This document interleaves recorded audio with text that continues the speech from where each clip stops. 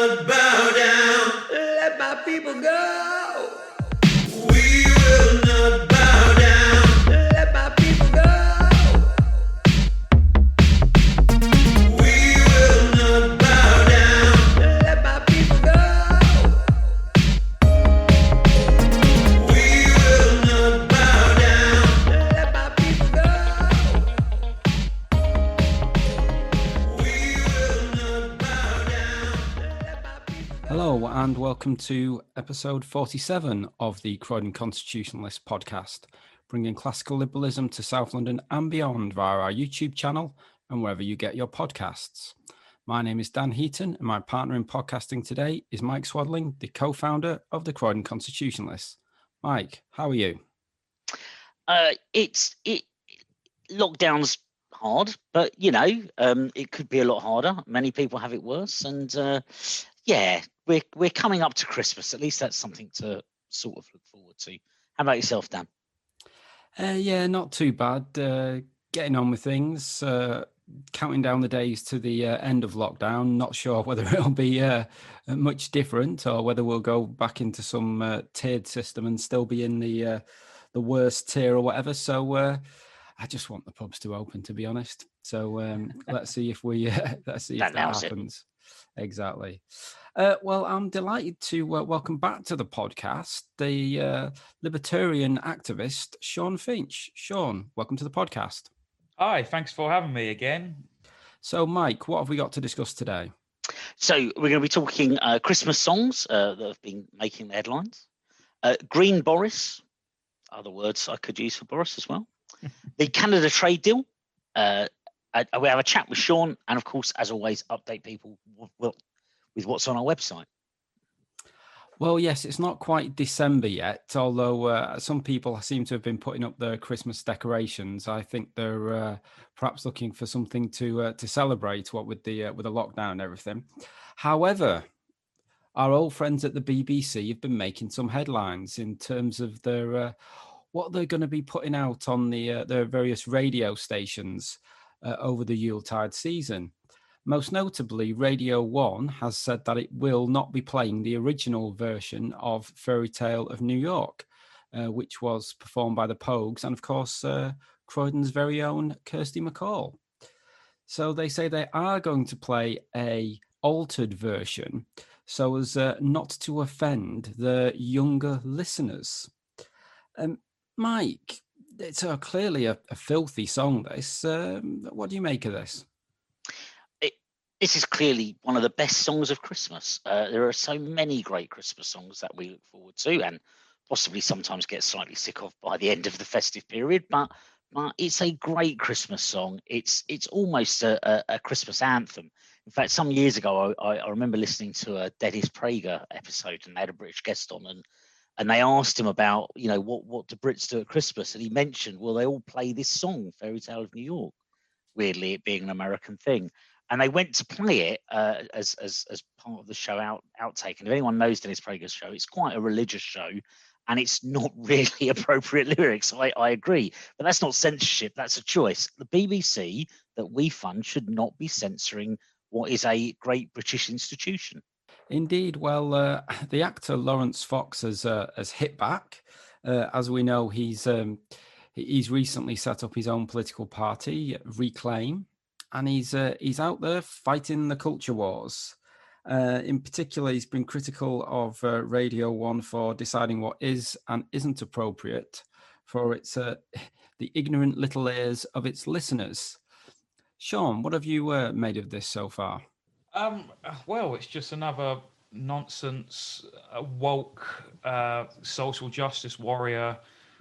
These people clearly have nothing better to do than to sort of try and police the language of songs, and I find it very odd that they seem to specifically go after this song where there are various other popular, pop songs at the moment that seem to be using far worse language, in my opinion, very graphic language, such as the Cardi B song, and they state lyrics like, there are whores up in this house, multiple times, and obviously WAP, what the acronym for that, do you mind if I say it, or is that a bit too much for you guys? I think we can leave it to our listeners to Google. Google it. Yeah, it's available on YouTube. Let's put it that way. There's WAP's an acronym for something, and it's not very. I don't know. She seems to be champion of some sort of feminist of some sort. I don't know, but degrading.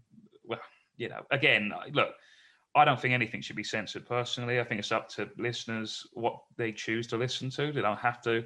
If they really are bothered by the Pogue song or the Cardi B song, then they can just not listen to it. It's up to this is up to people, freedom of choice. It's up to them what they listen to. It's just how this is news. And all the stuff that's going on elsewhere in the world, and this is somehow news. It really does baffle me as to why people are decided this time they're going to go after this particular thing, even though that song's been out I think since 1986, I think, and it plays every year. This isn't like a song that's just been dug up from the past and that's what I used to say back in the day. It plays every year. Everyone knows this song, but they've decided to go after this one. Don't know why. Well, apparently it's because it's unsuitable for youngsters, because they are the snowflake generation who will be offended by, in this particular instance, what is supposedly homophobic and dealing with gender issues in an inappropriate manner for the youth of today, who whether they're actually listening to Radio 1, I'm not too sure, as I'm pretty certain. Yeah, about to say, there's not exactly... it's not like 40 or 50 years ago when Radio 1 was, a big thing. But Owen Jones, who we know is probably not a fan of this podcast, but he's pointed out that as a gay person, that he isn't bothered at all about the lyrics to the song, and obviously he's both gay and also clearly one of the sort of biggest social justice warriors, as it were, that we have in this country.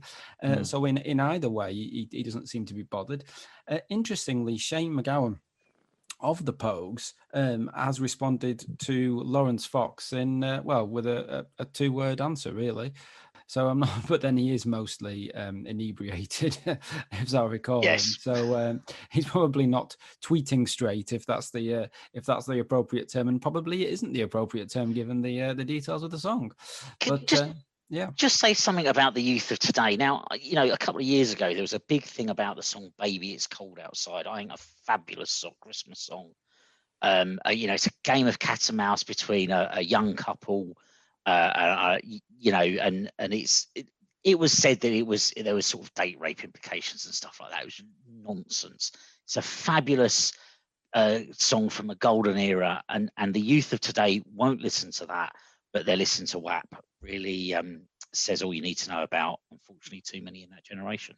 Indeed. Well, moving on from the latest antics of the BBC. Hey, Boris has made an announcement. We're going to have a green industrial revolution. Yes, the plans to reduce our emissions to net zero or what have you have been announced. And it's a 10-point plan, which looks to create 250,000 jobs, many of which will be focused in the North and the Midlands and Scotland and Wales. So that all sounds, pretty good, really, on the face of it. But what do we think the cost of this is going to be? Well, one of the things that they're going to be looking to do is to ban combustion engine sales of sales of new cars with proper cars by 2030, and dish out loads and loads of grants for electric cars. Mike, what have you made of this green industrial revolution?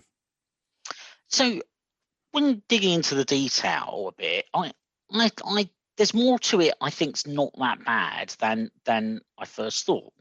There would be, and yes, I'd like government to keep out of the way of a lot of this stuff and leave it to the free market. But we're not in that world. We're in a world where government does intervene. And actually, if they want to spend £525 million towards new nuclear power stations and a generation of these small reactors, I think that's probably not a bad way to spend £500 million. We need the power. Nuclear power is a clean, reliable resource, and we should be using it. £1 billion to invest in insulating homes and public buildings.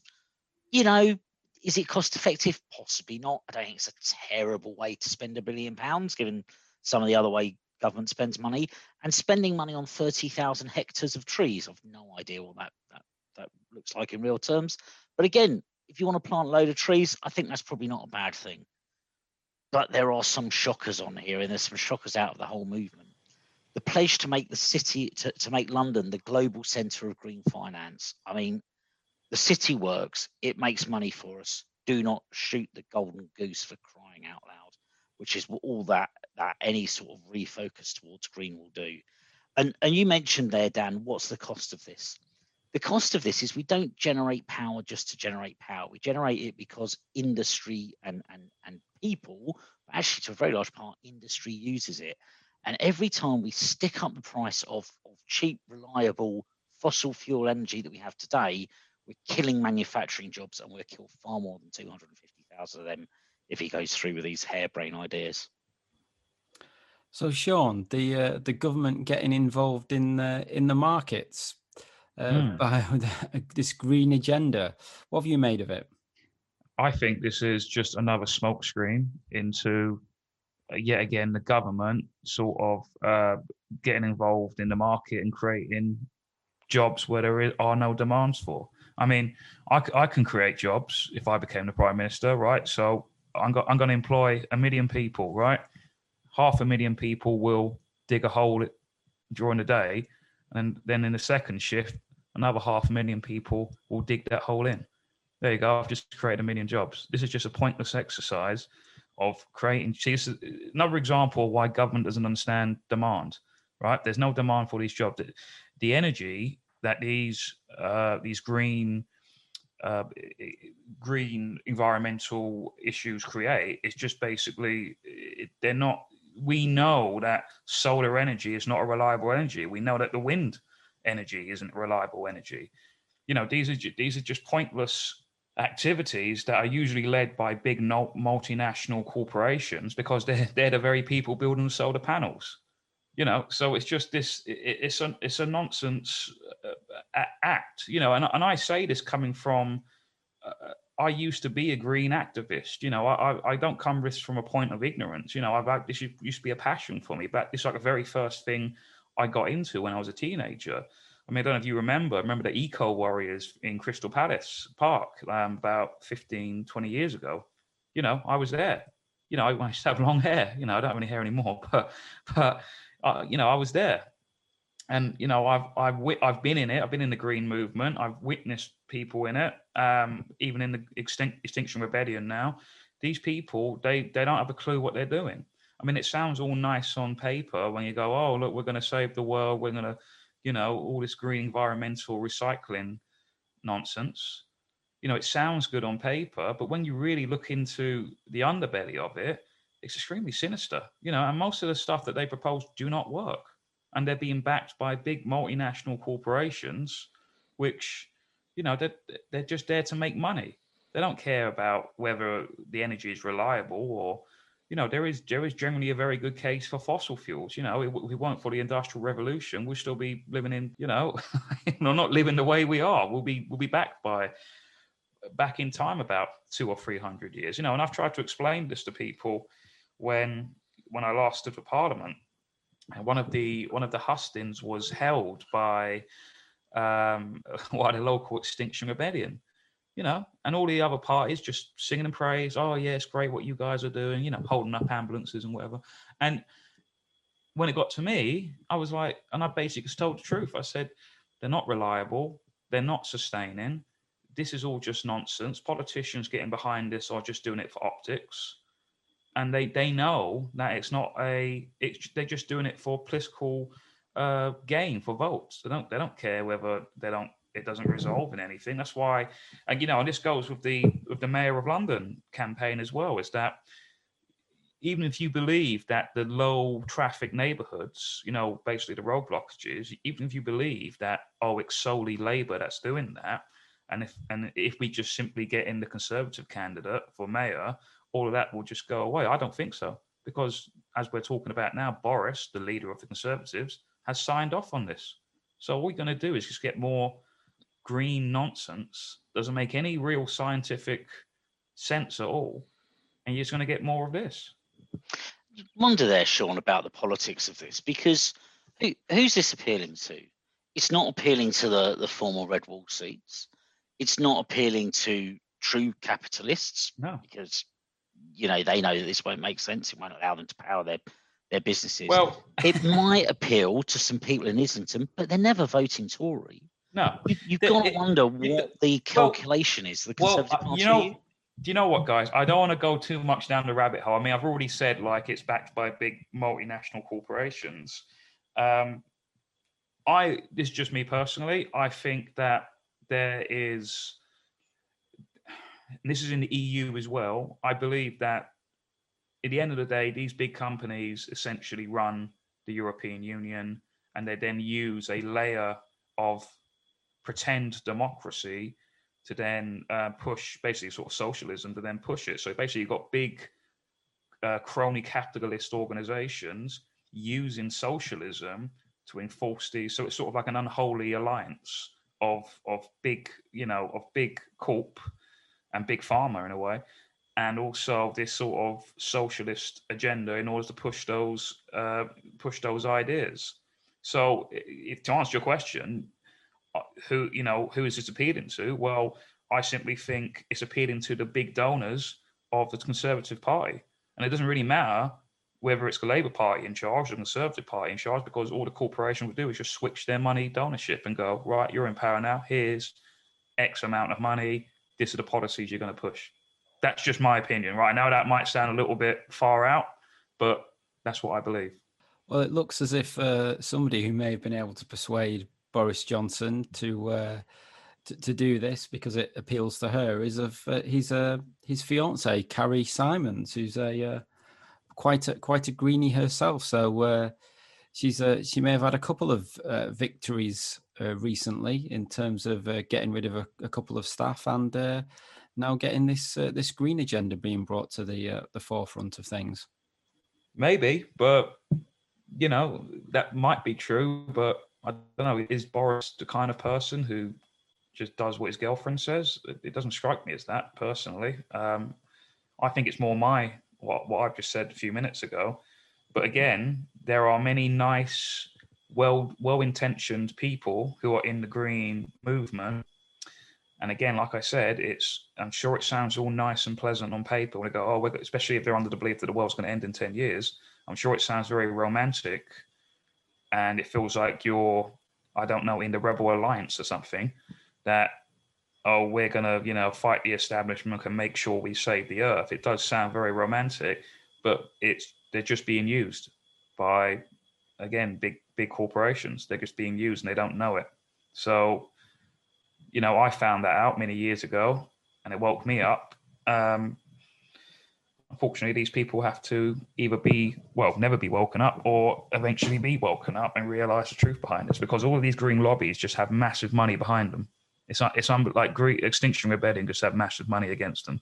And I could go into why are the police so nice to Extinction Rebellion compared to people like anti-lockdown protests? Well, because at the end of the day, what the green movement want are more laws, more state powers, bigger state, whereas the anti-lockdown people want the total opposite. They want more freedom. They want less government.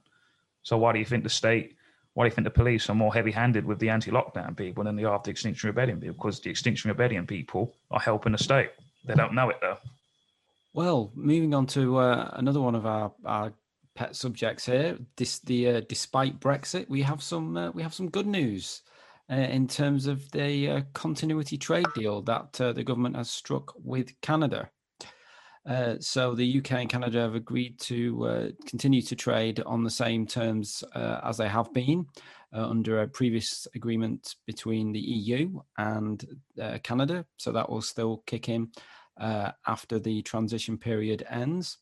Liz Truss has said that the agreement paves the way for negotiations to begin in 2021 on a new tailor-made UK-Canada trade deal, with the potential to go further in areas like digital trade, the environment, and apparently women's economic empowerment. I'm not entirely sure what that is either, but nonetheless, it's good to get this trade deal done, and hopefully we can do a bigger trade deal in due course. The agreement brings certainty to UK businesses trading in goods and services with Canada worth about £20 billion. It's nice to get a bit more good news, isn't it, Mike? It certainly is. Brexit, as things stand, and some of the trade deals we're following is going rather well. Now, we are all waiting for what happens with the deal or no deal with the EU, and that's going to put all of this kind of succinctly do this. But in a world of many things going wrong, these side trade deals are very good news indeed. So yeah, Sean, so another international trade deal. There may be some big companies involved, we'll have to say. But some good news anyway at last. Yeah, I mean, if this is the case, I'll be honest with you, I've sort of been out of the loop with any of the EU trade negotiations, and what is actually going on. Are we actually going to leave? I've said since the beginning of this, when Boris was elected, I've said from the start that I don't believe that. I think he'll set us out. I think that Brexit will be betrayed. I think it will be a Brino, a Brexit in name only. I'm a little bit dubious about this Canada trade deal. What's sort of between the lines of it about? I mean, some of that stuff you've just said now about the women's economic empowerment. I mean, what the hell does that mean or even involve?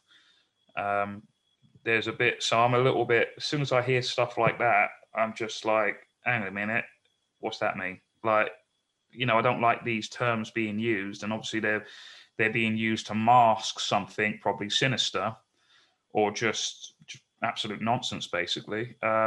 So I'm a little bit. I don't know if this is the case and it is worth 20 billion, then great. That's just another deal with another country outside of the European Union. So yeah, bring it on. Let's hope it's true. So Mike, I think you've got a few questions for Sean. I do indeed. So Sean, thanks again for joining us. Great to speak to you again. Okay. So you've when we last spoke to you, and we've spoken to you a few times and been at our events, you were a member of the Libertarian Party. I was. You're not anymore. What's happened there? Well, I had a bit of a God, I don't know. It feels so long ago now, but it was only really like about within 6 months ago. But so much has happened since then. Basically, I was basically kind of forced out in a way by people. There was basically the national. You might know it as a National Executive Committee. We call it a National Coordinating Committee, although it is an executive body. We just seem to use these words that. They're just not true, really. It was still an executive. It was the government of the party, basically. I was on it. I was elected on it by the members within the London and Southeast area. And I was shocked to sort of realise that I was one of the only few people who were actually elected upon this body of, and we're supposed to be a party of democracy and libertarianism, and the ideas of English liberty and the rule of law. But unfortunately, I soon discovered that it was anything but that. Many members were appointed, not actually elected on it. And these are easily provable. This isn't like stuff I'm making up. You can go to a public document on the Libertarian Party website. You can look at their constitution, and it clearly says that, the National Committee are made up of the chairman, the treasurer, the leader, the nominating officer, and then I think I'm going to say 6 or 7 regional bodies. So we're broken into regional. So, I was London and South East. One guy was Wessex. One guy was Mercia, etc. And that's it.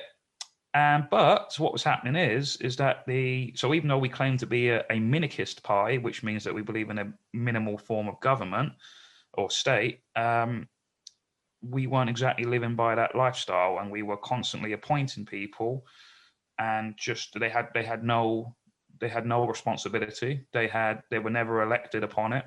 They can't be removed because they're appointed, and there was no one to remove them because they don't have people. They don't have constituents, if you want. They don't have people under them who vote them there. So basically, even though we said stuff like we are against the House of Lords and its very nature, as in, appointed peers, we essentially had life peers on the National Committee. We were against the European Commission, where again, appointed people.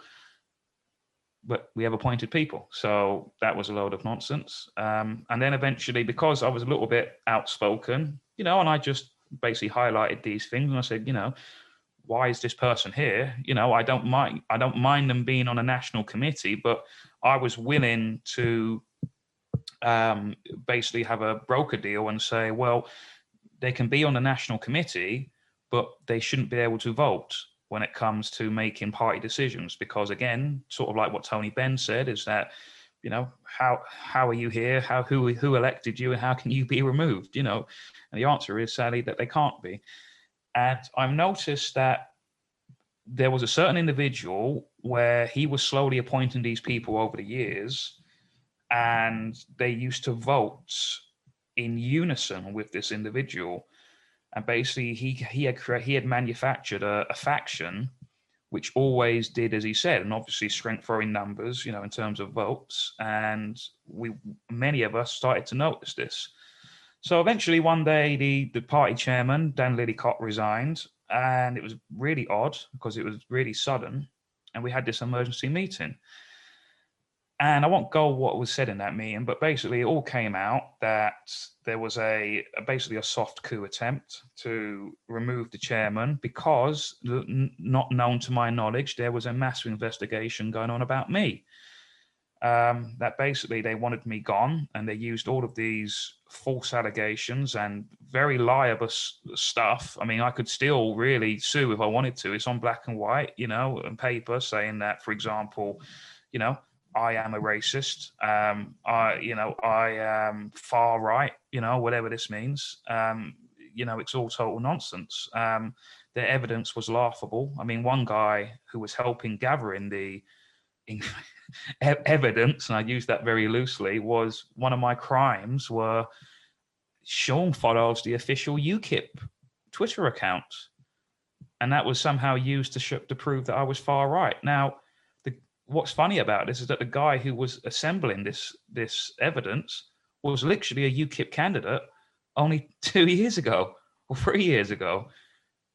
Whereas I had never even been a member of UKIP ever. Not that there's nothing wrong with being a member of UKIP, but to make the accusation that, he follows this, and he follows the English Democrats page. And, I follow many parties because I want to know what they are doing. I want to know what my competition is doing, essentially. So there's a lot of this. And what really did do it, and again, it's a public document, you can see it on the official party constitution, is that what made a mass hemorrhage of people resign, including majority of the national committee. You had the party leader resign, the chairman obviously resigned, the student leader resigned, the Welsh coordinator resigned, the general secretary resigned, a couple other people resigned, because what really did it was that the national committee was also the judicial committee. So there was, again, showing that this is not really a libertarian party, is that there was no separation of powers between the executive body and the judiciary. And also, my accusers sat on that very same body. So basically, my accusers were my judges. So they were my judge, jury, and executioners. And then what even made it worse was that the appeals committee, guess what, were made up of the exact same body. So why the hell, the whole point of why there's a court of appeal, which is totally separate from the court that, originally finds you guilty, is that it's made up of different judges. Whereas, if I was to appeal, and it's the exact why would the same judges ever find you different, a different result if they already made the result prior? It's ridiculous. The whole thing was a kangaroo court essentially. So it's really loads of people have resigned, just standard members. And I don't think they quite realize yet, because obviously they've told me that they won't be renewing their membership. So they don't actually know until this time next year, where there's like a whole load of members that have not renewed their membership. So basically the party is going really, really downhill fast. They don't realize it yet. They're sort of in denial. But the great irony is that had they not act like authoritarians, because they believe that I was somehow this danger to the party, that I'll bring great discredit to the party and destroy it in the end, or some nonsense. Had they not acted in the way that they did, they wouldn't have had probably the biggest hemorrhage of members ever in its history. So there is some poetic justice in this, in a way. So yeah, that's it. No, indeed, interesting, and that ties very much in with what others have told us, indeed, on other episodes of this podcast. Okay, so you've been attended a number of the anti-lockdown protests, indeed live streamed from some of them. What have they been like? Oh my God, I've been to so many of them. I've got one yesterday in Essex, and that was not a very good one. I must say, not just because of the way that the police were behaving, but the leadership of the event was quite poor, I must admit. Clearly, it was not being led by local people. But the atmosphere has been great, but the police are getting more and more sort of vicious, I would say. They're not really respecting any kind of freedom of assembly. Look, I know obviously there's the Coronavirus Act, and they're saying that, social distancing, no more than 2 people, and all of this. But at the end of the day, the Bill of Rights, the Magna Carta, some of this stuff is still relevant. Yes, most of it has been slowly eroded over time, but I mean, I believe the Bill of Rights has not been amended. I mean, I remember Betty Booth saying this in, I think back in 1993, there was something happened, and there was someone suing Parliament, I can't remember, but that was used, the Bill of Rights was used as a defense, and it worked. Nothing's changed. This doesn't matter what the Coronavirus Act says. You can't get rid of freedom of assembly. You can't get rid of freedom of speech. These are stuff that is just enshrined. You just can't remove them, and that's it. Yes, we don't have a written constitution, but that is basically any real court of justice that believes in these values would never uphold what's going on now. And I think it's only a matter of time before a case gets to the Supreme Court, and it will be found unlawful, the Coronavirus Act. It's only a matter of time, I think, and many people are waking up. And I keep saying this, I went to the very first anti-lockdown protest in Speaker's Corner, Hyde Park, back in, I'm going to say April. And, I arrived as Piers Corbyn and a guy called Jeff Wyatt were being arrested. And there were only about, I'm going to say 50 people, right? And now every week there's a protest in multiple cities and towns across the UK. And there's tens of thousands of us now. And eventually there'll be 100,000. And then after that, when it gets to 100,000, many people will wake up then, and it will soon get to 1 million. And I believe fundamentally that the lockdown is a total botch. I think that it's the worst decision made in UK history for many, many generations, at least. And many people are waking up, and we don't need to wake up everyone. That's the thing. We only need to wake up a significant number of people before they have to back up. And we've seen this recently in Denmark, in Germany. And it's just, we are winning, right? We are winning. It's only a matter of time. And we just have to keep doing what we're doing. We don't need to do anything special. Yeah, we can up the ante if we want with a few little tricks here and there, but we just keep doing what we're doing. Attend anti-lockdown protests every week. many people are going to wake up. So it's only a matter of time. It's interesting you say that as well, because I think there's something away from the protests that everyone is seeing, which is that this lockdown is more of a lockdown in name than in reality. There's, you can hear the traffic outside your house first thing in the morning. Yep. I live on a main road, so I can say that. But people, I'm sure, do. Town centres seem to be busy. It's just a lot going on, unlike the first lockdown. No, yeah, and it is fundamentally different. Yeah, it is, because whether consciously or subconsciously, many people know that this is all.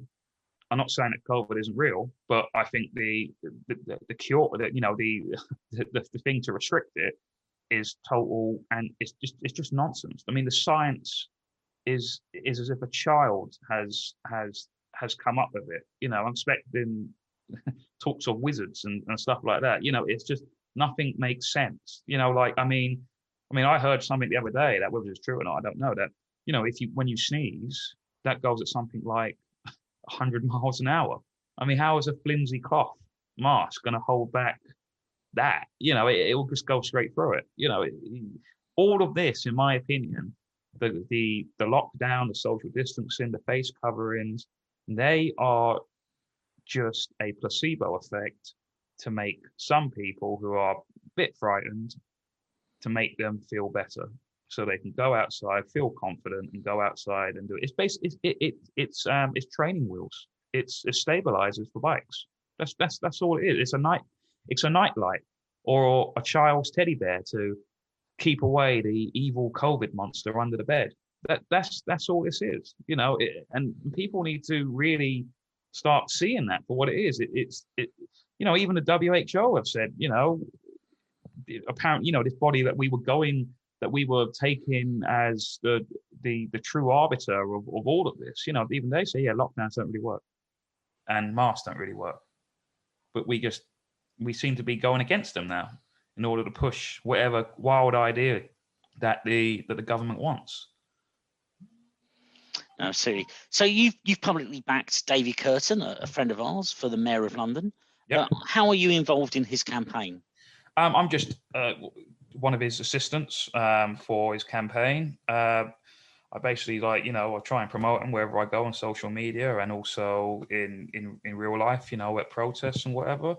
I think, honest to God, he is the only candidate that is actually speak and believes as well, passionately believes in liberty and freedom. But not only that, but he understands the business aspect, the economy aspect to it.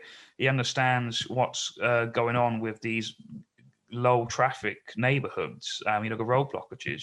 He encompasses all of this, whereas only some candidates are only speaking about sort of one topic, whereas he has basically got everything. And obviously that comes with experience of him being an assembly member within the London Assembly, and then obviously questions Sadiq Khan. But I genuinely think he is the best candidate for Mayor of London, the Conservative candidate.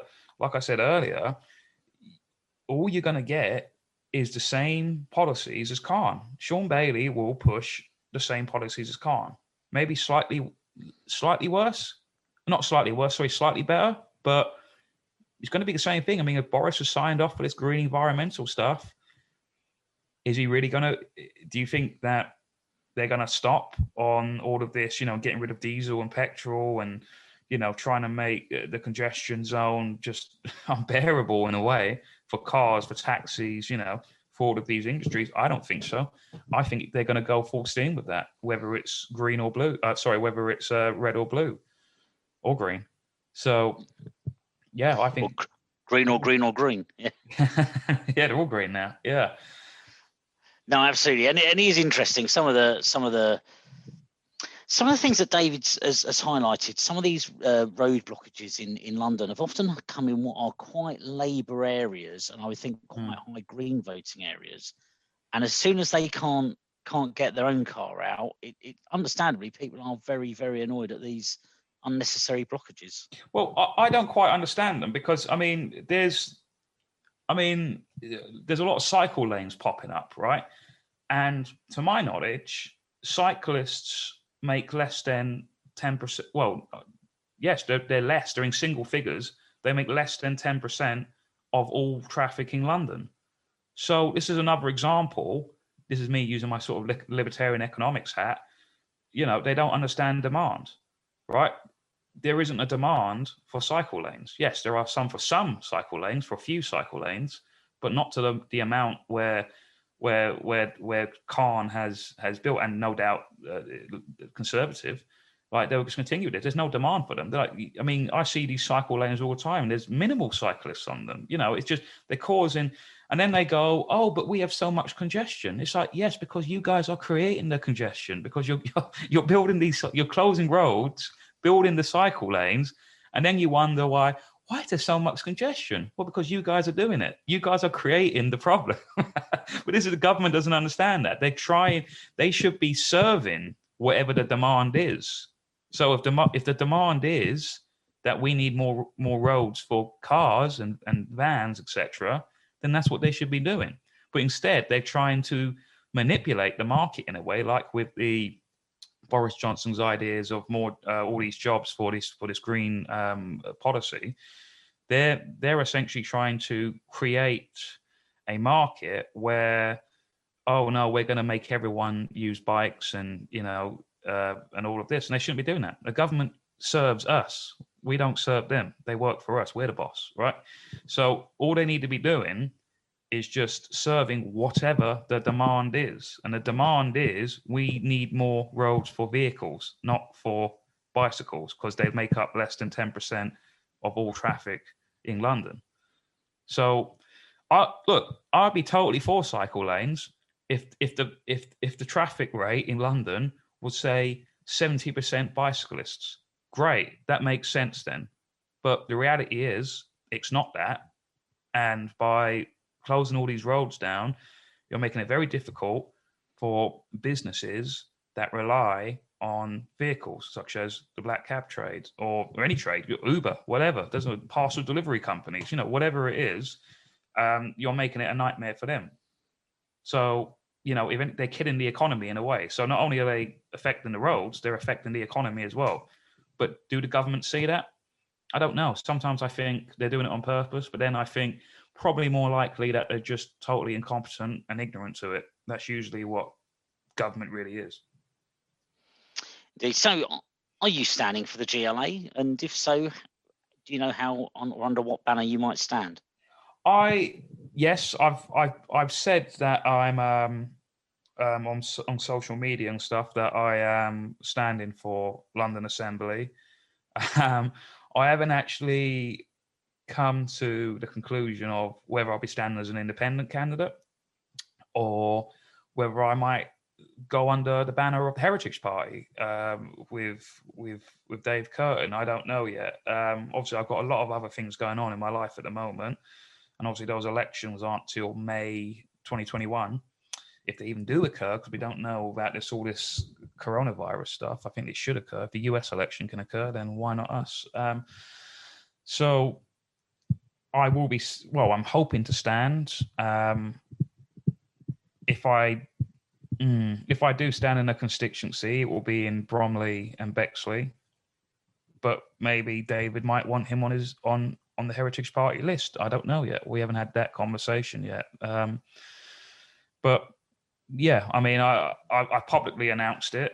Whether it happens, I do have a GoFundMe at the moment, but I've not properly promoted it yet because I don't want to give people sort of false impression that I will definitely be doing it. So I've not promoted it. I think it's private at the moment. So until I make that decision, I'll then, be sharing that about. Because obviously there's a lot of money to stand for the assembly. It's £1,000 just for a constituency, and it's 5,000 if you go on the list system. So money. No, indeed. And you mentioned there's a lot going on at the moment. Obviously, you have posted, and I appreciate you may want to be careful on what you say here, but you've posted about a situation you've had at work. Do you want to just tell people a little about that? Yeah, so about a few days ago, I was suspended without pay by my employer because I refused to wear a face covering based on multiple things, really, but it wasn't accepted, and I was then told to leave the building. Now I've been in contact with Robin Tilbrook, who you might know, guy who challenged the Brexit, whether we left the European Union or not, about a year ago, if you remember.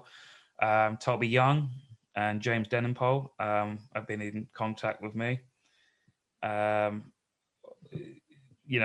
People like Piers Cobb. It's quite funny, really. He's got all these different guys from left, right, centre, because in the end of the day, we're all against this. It's not about left and right. It's about whether you believe in liberty or whether you believe in authoritarianism. I've basically said that I have a theosophical belief which is protected under the Equalities Act 2010, which I sincerely do believe in. I do believe that masks are. I think that anything given without consent, and I don't give my consent with this, I think is morally and fundamentally wrong. I mean, it's really one of the core aspects of libertarianism, really, if you think about it. I think it's wrong. I also have a scientific sort of. I think that the masks do more harm than good. Personally, I think that you actually lose oxygen intake, and I think you breathe in carbon dioxide when you exhale more so. I think it's detrimental to your health. I asked them that, will you take liability for any injuries that may occur if anyone has an accident relating to the mask wearing? They didn't want to answer that. And also I won't go into it, but there is also another issue I have personally with wearing masks, and it's actually one of the reasons why I left the fire service, but I don't want to go into that.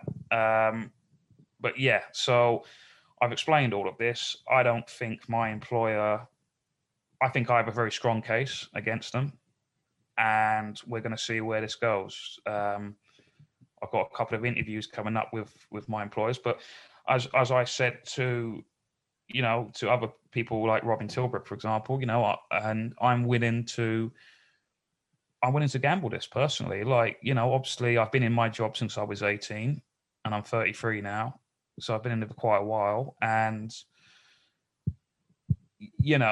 I've got to the point now where I do strongly believe in this. And at the end of the day, my beliefs are more valuable than my wage. Right, and it's not, it's not exactly a Richie Rich sort of wage either. So I'm willing to put my money where my mouth is, and say, I will do this. And if I lose at the end of the day, after the employment, if it gets to that point, the employment tribunal and challenging and everything else, and going down, the Equalities Act 2010, and I eventually lose, then so be it. Yeah, it will be a bit of an inconvenience. I'll be out of work for a bit, but life goes on. I'll find a new job, and that'll be it. So I'm willing to put that all on the line. Indeed. Well, best wishes with that, and indeed whatever you end up doing with the London Assembly. Thanks for that, Sean. Great to speak to you. And Dan, back over to you. Thank you. Yeah, thanks for that, Sean, and best of luck with everything. And Mike, I think we've got a few things on our website that people might be interested in. We have indeed. We've got a few articles up. First of all, an interview with Councillor Sandy Wallace, the first councillor of the Scottish Libertarian Party. Now, we interviewed the leader of the Scottish Libertarians earlier in the year. Great to hear from them, from their first councillor. One of the things he says here, and I think really pertinent to the bizarre world we're living in today, the idea of letting someone have a birthday party for a 10-year-old now seems like anarchy. We need to have birthday parties for 10-year-olds with a magician and a whole buffet of finger food that all the adults just sort of graze at. So, it's quite forthright. Well worth reading Sandy's interview there. We also have an interview with our own Dan Heaton. He was on the Libertarian Listener broadcast with Chris Wilkinson, who's been on this show. Have a listen, have a look at our website for the link, and see Dan's views on second lockdown, the EU, COVID vaccine, and Trump, and much more. And lastly, an article from Hongwei. Hongwei Che, many of you will know, a local guy to Croydon, and someone we've worked with many times before. He's put an article out about a practice of firing and rehiring, quite a controversial subject, but one that I think will become really important during the period of economic recovery we desperately need to get into. Makes a point here that when people are fired and rehired, it's better than alternatively businesses terminating existing staff and hire new staff at lower salaries instead. This means existing staff are forced to become unemployed instead of simply having a lower wage. Have a read of that. Really thought-provoking and well worth your time. Indeed. Well, if you'd like to write for the website or have anything you'd like us to cover, do please get in touch. You can do so via the Twitter at Croydon Const, via our Facebook page, via our website, croydonconstitutionalist.uk, or via email, croydonconstitutionalists@gmail.com. Well, do please subscribe to the podcast and the pubcast, and indeed our YouTube channel. Do please like, share, and leave a review. It's always good to get feedback, and it helps others to find the podcast. I'd like to thank Sean for joining us today. Thank you. I'd like to thank everybody else for listening. Until next time, it's goodbye from me. And it's goodbye from me. Stay safe, everybody.